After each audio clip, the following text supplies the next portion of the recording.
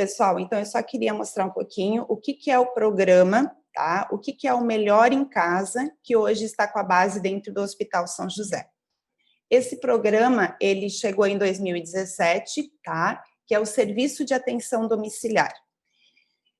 Todos os municípios do Brasil, em torno de 100 mil habitantes, ele pode ter esse credenciamento do Ministério da Saúde.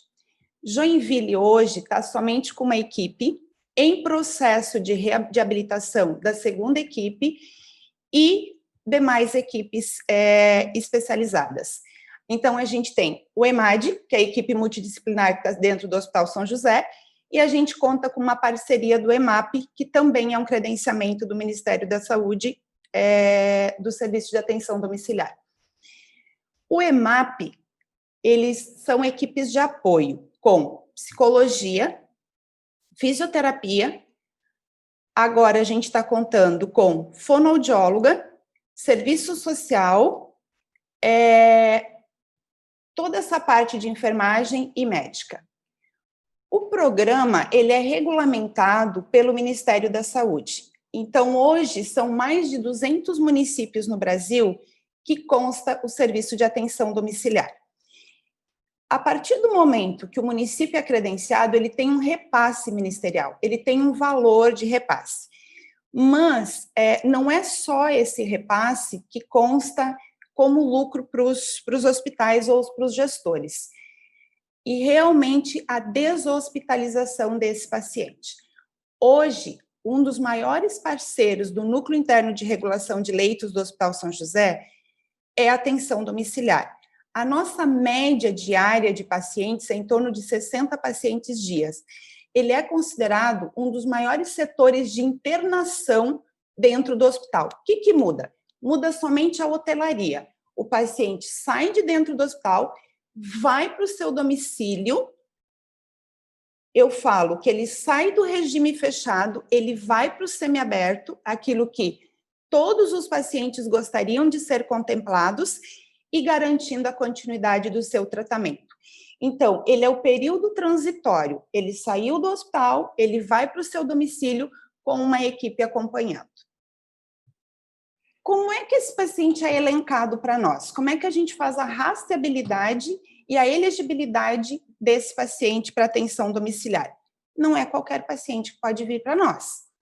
Então, ele tem uma classificação, o AD1, AD2 e AD3. Isso está dentro da portaria, e é em cima da portaria que a gente faz como é elencado esse paciente.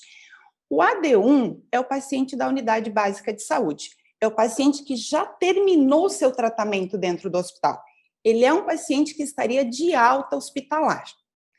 O AD2 é o paciente que, primeira pergunta, se não existia a equipe da atenção domiciliar, onde é que estaria esse paciente? Internado. Está aí a primeira pergunta com a sua resposta. Se ele tivesse que permanecer internado, ele pode ser vinculado à equipe da atenção domiciliar. Então, é o processo de deshospitalização, pacientes anticoagulados, pacientes em processo de reabilitação, até a adesão dele no SER ou numa clínica de fisioterapia, para que ele tenha a continuação desse cuidado, que ele não perca essa parte da reabilitação. E hoje, o paciente em processo de reabilitação, com a mudança no sistema em Joinville, do Holostec, a nossa própria fisioterapeuta já inclui esse paciente na clínica e acompanha ele até o atendimento inicial no SER ou na clínica de reabilitação. Então, esse período transitório, ele não perde esta reabilitação que foi iniciado intensamente dentro do Hospital São José. E a fonoaudióloga também, agora, com a chegada da fono no programa, cada vez mais a gente está se especializando, progredindo no serviço para que esse paciente realmente receba o tratamento que a equipe de neurologia está nos transferindo. O AD3, quem é o paciente AD3 que é hoje vinculado ao programa? Paciente em cuidados paliativos na sua terminalidade, principalmente no processo de pandemia, a gente teve um aumento considerável de pacientes que a gente tem acompanhado no domicílio, até o atestado de óbito com bomba de pseudoanalgesia. Ok, Agora nós vamos, então, para a anticoagulação, que é o objetivo principal do nosso encontro. Quem são esses pacientes que vão para a gente? Como que a gente recebe a sinalização desse paciente para o programa? O fluxo. Existe um fluxo interno no hospital que a equipe médica faz uma solicitação formal. Se vocês conseguirem ver no gráfico aqui em amarelo, tá? Isso aqui é uma solicitação diária que chega para nós. Demanda, em média, de 10 pacientes por dia que estariam internados dentro do hospital, que ficam vinculados ao programa. E hoje, aquilo que a doutora Carla falou, a gente não monitora somente esse paciente que foi feita a solicitação no sistema interno do hospital. Nós tivemos um encontro recentemente, um mês mais ou menos, aonde com a equipe da linha do cuidado do município, e aonde nos mostrou que muitos pacientes que perdiam o segmento de anticoagulação, que não estavam conseguindo as consultas para começar a anticoagular,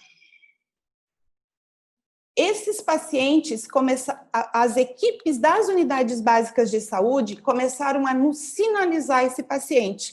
E aí a gente recebe ele direto na base do programa, sem ter a necessidade de uma solicitação oficial dentro do hospital. Ambulatório de anticoagulação. O Hospital São José tem ambulatório de especialidade.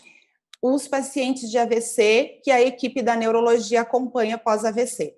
Esses pacientes também, doutora Renata faz avaliação, recebe alguns resultados de exames de imagem, pontua que esse paciente tem que iniciar anticoagulação, automaticamente do ambulatório ela já encaminha para nós. Então, qual que é a nossa grande preocupação? Estar com a porta aberta para todo paciente que hoje correria o risco de perder um segmento de anticoagulação. Ambulatório de especialidade, unidades básicas de saúde e pacientes internos que ainda não estão com seu RNA. Conforme a portaria do Ministério da Saúde, a média de tempo que a gente tem para entregar um parecer para a equipe que nos solicitou a deshospitalização ou adesão no programa desse paciente seria em 24, 48 horas. Considerando que este paciente, se nós não avaliarmos, ele vai permanecer usando um leito dentro do hospital, e para quem conhece a estrutura física do hospital, sabe a importância de um leito vago lá dentro, é um paciente a menos no pronto-socorro, a nossa média de tempo para resposta entre o pedido do parecer e a liberação desse paciente para o domicílio tem sido em torno de 2 a 4 horas. Uma diferença considerável. A partir do momento que chegou para nós essa solicitação na tela, é a mesma tela, que é pedido TI, retaguarda, longa permanência ou EMAD. A partir do momento que é feita essa solicitação formal para nós, estou me referindo ao paciente interno com RNI fora do alvo e que permaneceria internado. A gente vai à beira de leito, faz a primeira avaliação desse paciente, a gente faz a primeira avaliação à beira de leito, faz o primeiro contato com esse paciente e inicia o primeiro vínculo de confiança. Só que para isso, a gente segue alguns critérios que são extremamente importantes. Esse paciente precisa ter cuidador titular. Ele precisa ter um familiar que cuide dele. Se a gente perceber, por mais que não precisa ser o familiar de primeiro grau, que fique o tempo inteiro no domicílio, mas nós precisamos ter alguém a qual a gente se reporta para ver se esse paciente está fazendo o tratamento adequado. Nessa percepção, também é um termo preconizado pelo Ministério da Saúde, esse paciente assina um termo de consentimento autorizando. E aí eu friso uma diferença importante. Por que a assinatura desse termo de consentimento? Por algumas situações. Primeiro, no Hospital São José, embora queira ou não queira, esse paciente está invadindo o nosso domicílio profissional. Lá dentro, ele está sob o nosso cuidado direto. A partir do momento que ele foi para a equipe da atenção domiciliar, nós estamos, a princípio, invadindo o domicílio dele. Então, nós precisamos dessa permissão também. Nós precisamos dessa autorização dele. E aí é onde ele assina esse termo de responsabilidade junto com nós. Outra coisa importante, se a gente perceber, a gente faz a primeira avaliação no hospital, saiu com esse paciente para o domicílio, tem cuidador titular, mas a gente tem a percepção que no domicílio ele não tem uma boa adesão ao tratamento, do próprio domicílio a gente faz o contato com o núcleo interno de regulação de leitos e transfere esse paciente para um leito de retaguarda ou de longa permanência, dependendo da situação.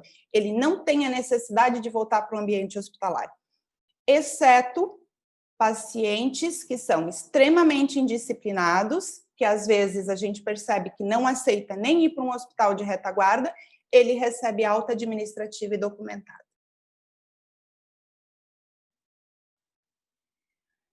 O que aconteceu no começo do programa? A gente começou a ter a percepção de que o paciente realmente tinha baixo entendimento. E ele, às vezes, ele não tinha noção de qual era a importância do uso do anticoagulante. Então, a gente tentou montar uma cartilha extremamente simples dentro da verbalização desse paciente. E a gente começou a colocar, porque uma das primeiras perguntas, tanto no hospital quanto no domicílio, qual que é? Quanto tempo eu vou ficar vinculada a vocês? Quando que vai ser minha alta? Quando que a gente vai ser liberado? A gente começou a terceirizar ele esse cuidado. Então, a gente começou a informar qual que seria o valor-alvo que a equipe, né, quer que chegue a esse resultado do sangue dele e, principalmente, qual era a consequência se o valor estivesse abaixo ou se o valor estivesse acima do valor-alvo. E, principalmente, o risco do sangramento cerebral e, assim, ó, o impacto, às vezes, de verbalizações simples que assusta o paciente, faz com que ele tenha uma adesão melhor ao tratamento. E aí começou a fluir. Como é que a gente começou a perceber que, orientando o paciente, começou a ter uma adesão melhor? Com o João Vasque. O João Vasque faz o monitoramento desses pacientes no domicílio e, ao questionar os seus cuidados, ele sabia muito bem a dose da medicação que ele estava usando, o tempo que ele estava vinculado ao programa e qual era a preocupação da equipe que estava ainda na casa dele. Só para reforçar, logo no começo, quando a gente começou a acompanhar os pacientes anticoagulados, a gente pegava cartelas de varfarina, porque a varfarina tem as duas apresentações, de 2,5 e de 5 miligramas. A gente pegava cartelas no domicílio misturadas, de 2,5 e de 5 miligramas. E foi aonde a gente percebeu que aquilo que muitas vezes é simples para nós, uma miligramagem de uma medicação, para o paciente estava fazendo muita diferença ou de baixo entendimento. Vamos lá, então. A partir do momento que o paciente foi liberado do hospital, ele passou a ser nosso, porque a equipe nos transferiu esse cuidado.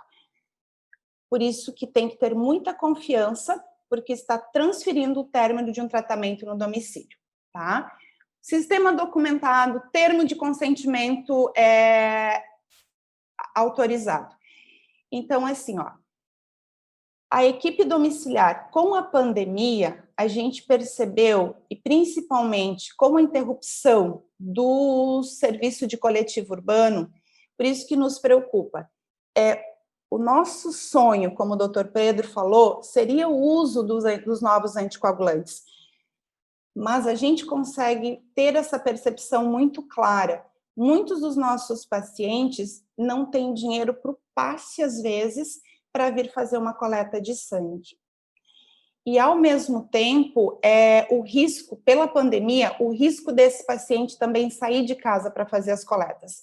Então, houve uma mudança grande no programa, a gente acabou direcionando equipe técnica exclusivo para essas coletas, para esse monitoramento. E uma outra questão importante, nessa visita domiciliar, a gente tem uma visão global desse paciente. A gente não vê só a coleta do TAP, a gente verifica se ele está tomando a medicação adequada ou se ele apresentou alguma intercorrência nesse tempo. muitos pacientes acabaram sendo investigados outras patologias nesse tempo que ele ficou vinculado a nós. A gente tem um cuidado muito grande nessas coletas, ela tem um tempo de chegada até o hospital, em torno de 2 horas até o nosso laboratório. A gente faz todo um cuidado de controle de temperatura para ter a confiabilidade nos resultados.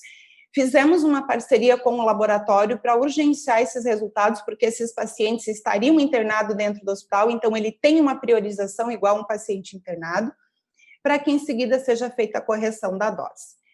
Como é que a gente faz esse retorno ao paciente? Ok, o paciente saiu, foi feita a coleta no domicílio, tem o resultado do TAP e nós precisamos fazer a correção da dose do anticoagulante da varfarina na situação aqui. Nós fizemos um contato WhatsApp, vai a receita no mesmo dia que foi coletado o exame de sangue, que sai o TAP com RNI, equipe médica do programa já verifica o resultado. Se houver uma mudança na dose, no mesmo dia é feito um retorno ao paciente via WhatsApp, observa se ele tem um bom entendimento e aí eu reforço a importância do cuidador, porque não é só o paciente que tem que prestar atenção nisso, o seu cuidador também tem que ter essa fiscalização e esse comprometimento. Então, no mesmo dia a gente consegue dar esse resultado ao paciente e a cobrança se teve uma boa adesão. Ok, fizemos todo esse processo, está no momento da alta segura. Em que momento esse paciente vai de alta? Ele também nos pergunta, então ele já sabe o resultado do seu sangue. Lá quando eu me referi ao WhatsApp, a gente também passa para ele o valor do RNI do dia. Então ele já sabe como é que está evoluindo o sangue dele, e, ao mesmo tempo, é uma forma de comprometer ele que, se ele não está fazendo o tratamento adequado, o sangue dele não está modificando. Então, ele tem a percepção e a gente faz a cobrança que está tendo alguma coisa errada. E aí a gente cobra se ele não teve uma boa adesão. Outra coisa importante, nós já tivemos paciente que viajou e não tinha nem o entendimento que a varfarina não é uma medicação que não precisa ser comprada com receita controlada. Paciente que viajou e esqueceu de levar o seu anticoagulante, levar a varfarina. Então, tudo isso a gente colocou no protocolo. O que ele precisa saber é a dose que ele tem para tomar. E uma das formas de deixar a receita salva é no WhatsApp. Ele pode viajar, ele tem a sua dose registrada, e ele pode comprar a caixa de medicação em qualquer farmácia onde ele estiver. Então, ele não tem desculpa que ele não conseguiu a medicação, tá? Outra coisa importante, no dia da alta a gente fala para ele mais ou menos o valor da medicação, em contrapartida a gente faz a cobrança. É a sua vida que está custando esse valor, porque infelizmente a gente sabe que às vezes a medicação está em falta nas unidades básicas de saúde. Tá? Então, realmente, assim, existe uma cobrança muito forte no resultado do tratamento. E aonde o João Vasquez está nos passando esse diferencial no paciente que está sendo vinculado ao EMAT. E reforçando aquilo que a doutora Carla falou, paciente que sai com os novos anticoagulantes, a gente tem feito uma rastreabilidade de 3 a 4 meses. Então, quando a gente tem a percepção que eles não vão conseguir mais colocar no seu orçamento, eles têm aonde pedir ajuda e começar com a anticoagulação com a medicação hoje disponível no SUS, até a gente ter uma escolha melhor. O paciente, quando ele sai de nós, ele sai com uma consulta já marcada no ambulatório de anticoagulação, para fazer a manutenção. E com essa reunião que a gente teve há um mês e pouco atrás, com o pessoal da linha do cuidado, com as lideranças de Joinville, das unidades básicas e coordenadores, a gente também está colocando no LOSTEC a contrarreferência. Então, as próprias unidades básicas estão sendo sinalizadas dos pacientes que estão saindo anticoagulados. E se, em algum momento, o TAP dele, o RNI, descompensou, houve alguma alteração, eles nos sinalizam e esse paciente volta para cá. E, em contrapartida, também, é mais uma forma desse paciente ser monitorado pelos seus bairros, que eles estão com paciente anticoagulado na sua regional. Ele sai com essa consulta marcada para fazer a manutenção mensal. O que eu gostaria de dizer assim? Ó, a gente tenta a gente teve a percepção que o Dr. Pedro colocou em relação ao resultado da varfarina. Só que hoje, nesse momento, enquanto os novos anticoagulantes não forem padronizados na rede pública, eu posso dizer com toda certeza, um grande percentual dos nossos usuários, às vezes ele não tem o passe para ir coletar um TAP ou ir na sua consulta de monitoramento. Então, hoje, indo no domicílio, coletando esses pacientes, fazendo monitoramento, eu acho que é uma forma extremamente segura que nós temos de poder fazer esse monitoramento. Uma média de pacientes que hoje estão vinculados de janeiro até setembro, a gente teve 442 internações no programa, por isso eu reforço, uma das maiores unidades de internação dentro do Hospital São José. Ele só muda a sua hotelaria, ele não está no regime fechado, ele está no semiaberto, mas ele está sendo monitorado. Se houver uma indisciplina, ele volta para o ambiente hospitalar, ele sabe disso, ele é orientado. Desses pacientes, 104 foram pacientes anticoagulados, é uma média considerável, tá? E aqui, próximo, quando começou a pandemia, houve um aumento maior ainda de deshospitalização para nós, porque a maioria eram pacientes idosos, a própria equipe de neurologia, sabendo que eram pacientes de riscos, nos confiou a transferência desses pacientes para nós.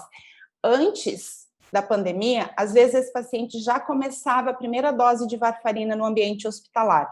Agora, definiu-se a conduta de fazer a primeira dose de varfarina, ele já está saindo para nós.